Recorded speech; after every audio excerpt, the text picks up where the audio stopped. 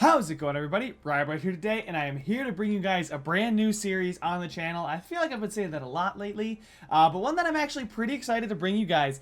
And it's going to be kind of a theme. Weekly, these videos are going to go up, and it's This Week in Hockey. So I hope you guys are ready for it. It's going to be me just playing ESHL. Now, sometimes I'll be playing with the moderators. Today I'm just going to be playing ones because I don't think any of the moderators have Chell. I know, they're such hardcore Chell fans, I get it.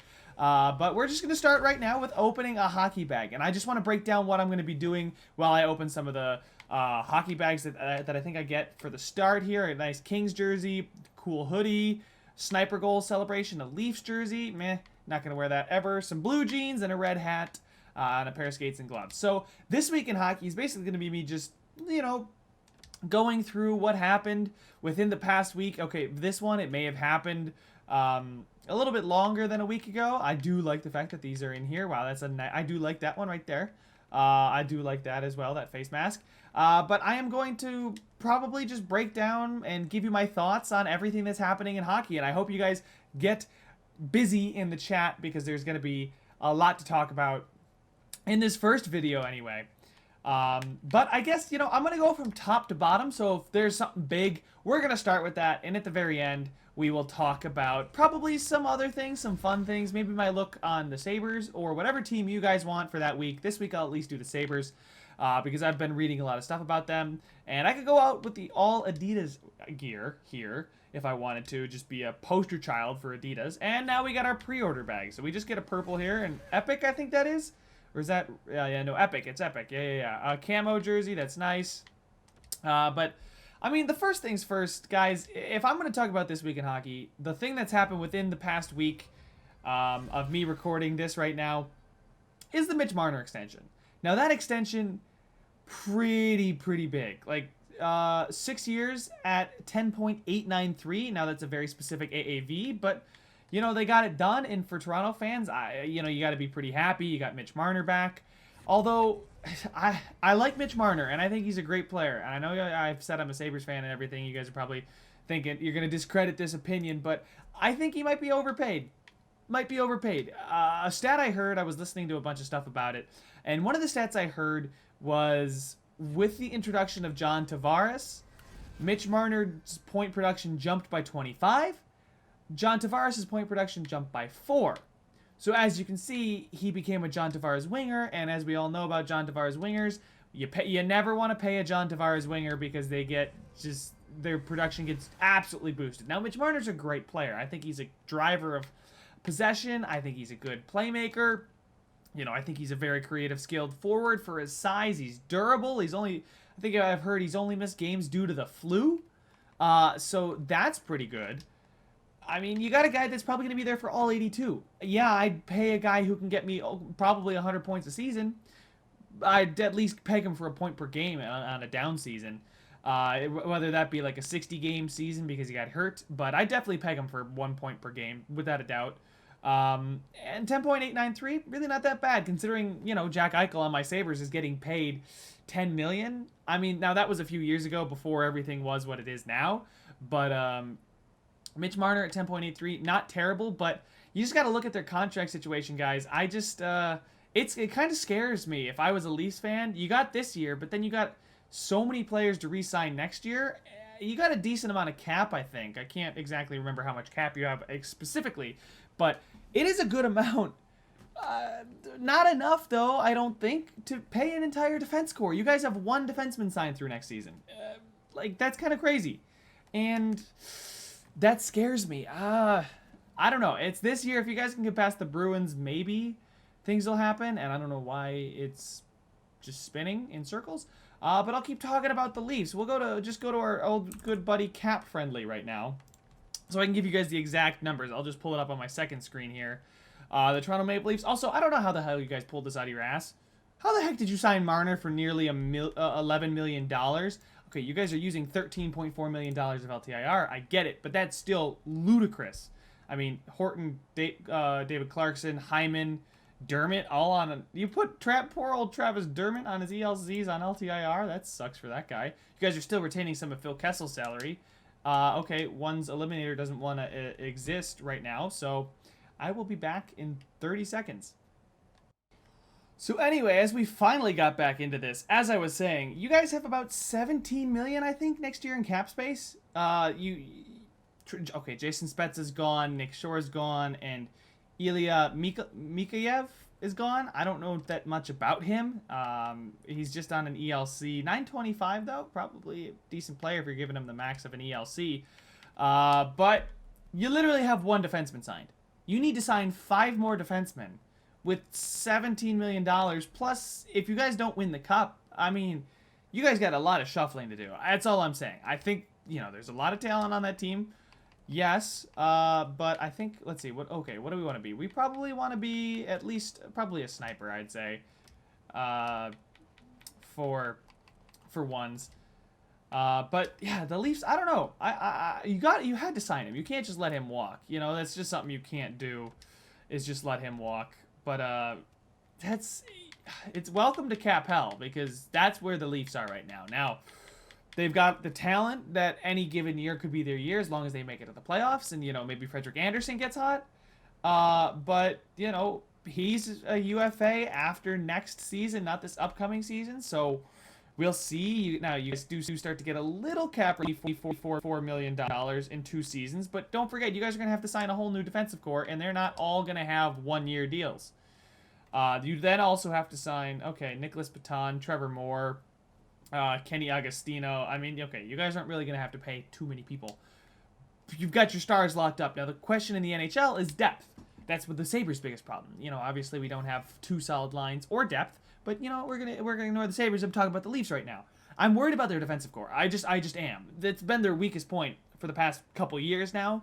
Frederik Andersen's been great, but the defensive core, you guys got Jake Muzzin. Great trade. Cody Ceci, maybe not so much of a great trade. Morgan Riley, great defender. Tyson Barrie, how the hell did you get them to retain cap? I am really confused. And the rest of your lineup, I mean, it's a solid defensive core. You guys have a good chance this year, like a really good chance this year. But I just do worry about the future. Like, if it's not this year, then when? All right. So that's enough about me and the Marner and the Leafs talk. The Blues unveiled the new commemorative jerseys. Now, I don't know if you guys have saw this yet. But I really like it. It's nice. I definitely like it a lot. A throwback. It's something that is just a nice jersey. So, let's see. What else happened today? Oh my goodness. I am definitely lagging a bit. But oh yeah, we got hockey for more years. The NHLPA has decided to not bother doing anything and just sticking with the current CBA, so we don't have to worry about a lockout. And I haven't touched the puck yet, but that's okay. I'll touch it now. He poked me! What a bastard. Oh, I just bounced right off him. I guess as a sniper, what do you expect, right? Damn. Okay, so the NHL, we're back. We're not doing, oh my god. I guess a smaller sniper is not what you want to be. You just want to be a big-ass power forward. And you hopefully don't want it to lag.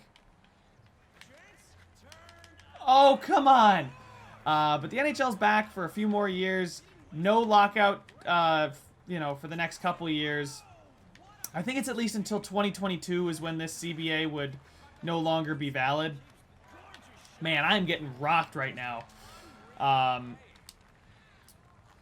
But as I said, at least good for me. I'm a season ticket holder for the Sabres. I think it's great that we're going to have hockey back. Oh, I just decked the wrong dude. Oh, my God. I just like the fact that this is my first season as a season ticket holder, and I won't be out of hockey next season if the Sabres do become good and we lag again. So we look back over here. So the Canucks re-signed Brock Besser. Some more news this week. That actually happened very... Oh my god. I just got destroyed. Like, he nudged me. And I just got absolutely wrecked. I guess power forward is the way to go, because I cannot knock him off the puck whatsoever. And...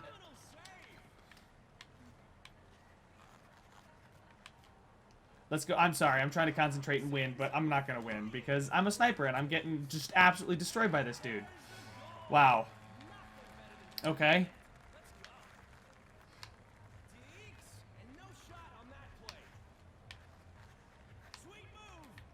Dang it. Oh, I was going to say if he scores. But the Brock Besser extension, if you guys haven't heard about it, it's 3 years, have an average annual value of 5.875. So, that's a great deal. I'm sorry. I'm just trying. I'm focusing on the game, and I should just be focusing on you guys. But that's a great deal for Brock Besser. They got something going up there in Vancouver. You know, you got Thatcher Demko in net, who's a young, promising goaltender. And you've got Elias Pettersson, who's great. You've got the Brock Besser, who, I mean, I guess people said it's more of a prove-it deal. I don't really see it that way because he's proved it. He was just injured because of the stupid getting pushed into the bench. So I really think Brock Besser's got it. I mean, he's definitely got Matt Murray's number, but I think that's a great deal for the Canucks. Evgeny Kuznetsov was suspended 3 games for testing positive for a cocaine test. And I feel like 3 games is not enough for a positive cocaine test. Like that's not enough. Other news, Sharks announced Logan Couture was their new team captain. Joe Thornton, Brent Burns, Tomas Hertl, and Erik Karlsson are your alternate captains. So we're gonna just exit the hub because that went horrible. Logan Couture, I mean, the way he played in the playoffs, he really did deserve the captaincy. I mean, nothing against Jumbo Joe and those guys, and Pavelski, and everybody that was there. I mean, Pavelski's now where? He's in Dallas, right? So that kind of sucks for the Sharks. But hey, he was a great servant for the Sharks, and I think he'll be good. Or no, he went to. Did he go to Vegas? He might have gone somewhere. I know he's not on the Sharks anymore, but I think Couture is a great captain. I believe he's also a Buffalo Bills fan, so I got to give him some love for that. Also, big question for you guys. The question of this week: will Ovechkin break Gretzky's record for most goals in a career? Like, will he reach it? Will he break it? What do you guys think? I'm gonna leave the body checking up. I think I'm gonna put this up. No, that doesn't do anything for me other than increase my strength. Yeah, whatever. 224. I'll do it. Yeah, I think he can do it. I think that Ovi's just got the knack for scoring, especially on the power play. If he just keeps getting first-line power play time, he can pump in 20 goals a season on the power play. I don't know what he's been doing, but I definitely believe that he can pump in a ton of goals per season on the power play. Maybe not 20, but at least 15. Then you only need, what, 5 in regulation. I think you can do that. You can get that out of your third liner. You can get 5 goals out of a third liner, let alone Alex frickin' Ovechkin. I think he will. You guys let me know down in the comment section. We're going to go through a few more of these, just a few more signings and stuff to touch on from this week. Ivan Provorov at 6.6 years by $6.75 million, staying in Philadelphia. That's a good deal for him. He's a good young defenseman. I think that's a solid deal for the Flyers. You know, they were so close to making it last season to the playoffs. I think a full season of Carter Hart really did kind of turn it around for them. They finally called him up and played him. And I think they're going to do well because of it. Oh, come on now. Let's go. I couldn't bring it to my forehand because, you know, the whole power forward thing. Absolutely wrecked that dude. Yeah, you got to be big in ones. It's just as simple as that. Dang it, dude. I even poked. The Flyers, they're a team that I could see sneaking in. You know, a team I could see falling out of the playoffs would be one Columbus Blue Jackets, the team that shocked the world last year. Oh, come on. Oh, thank you. Okay, you gave it back. I could see the Columbus Blue Jackets dropping out of the playoffs simply because of the players they lost. Oh, I got 2 of them. And I get the goal. Let's go. Heck yeah, man. I got both of them. Oh man, and of course I'm lagging. I stuck with them even through the lag. I got nudged. That's okay. Doesn't matter. I'm going to score anyway. Let's go. That's strength going up, baby. Yeah, get out of here. You're not going to hit me. Oh, yes, you are. And you're not going to get the puck. Oh, my God. Somebody get the puck, please. But, you know, and that's one of the things you got to look out for if you're one of the teams that are hopeful, like the Montreal Canadiens, who I think could take another step forward and make the playoffs. I just don't see the Columbus Blue Jackets making it to the playoffs again. I really just don't see that. Simply because they just lost too much talent because of free agency. Now, I know they're going to use the whole motivational thing in torts and solid hockey, block shots, throw the body, stuff like that, built for playoff hockey, but you got to make it to the playoffs first. And I don't think they're going to do that. I think a team like Montreal or Philadelphia will take their place. Carolina, I think, you know, I also think that people are going to discount the loss of Robin Lehner for the New York Islanders. I think they are going to take a step back. Now, do they fall out of the playoffs? I don't think so. But I also don't see them being the 5th best team in the league.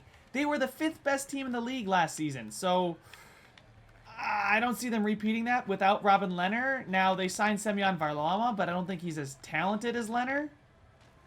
So we'll see how that goes. Oh, and this dude just tripped me and gives Green the lead. Nice job, Red. You're freaking smart, dude. I can't stick lift? Why is he going to block the shot? Is he trying to trip me? He's definitely trying to trip me. Or he's trying to trip somebody. Oh, he got me with that nice... That was a nice stick lift.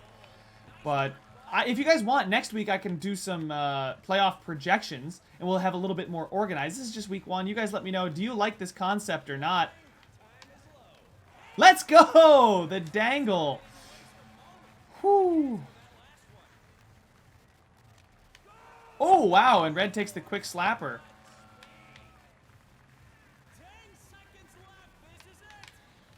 Let's go! We score with 10 seconds left.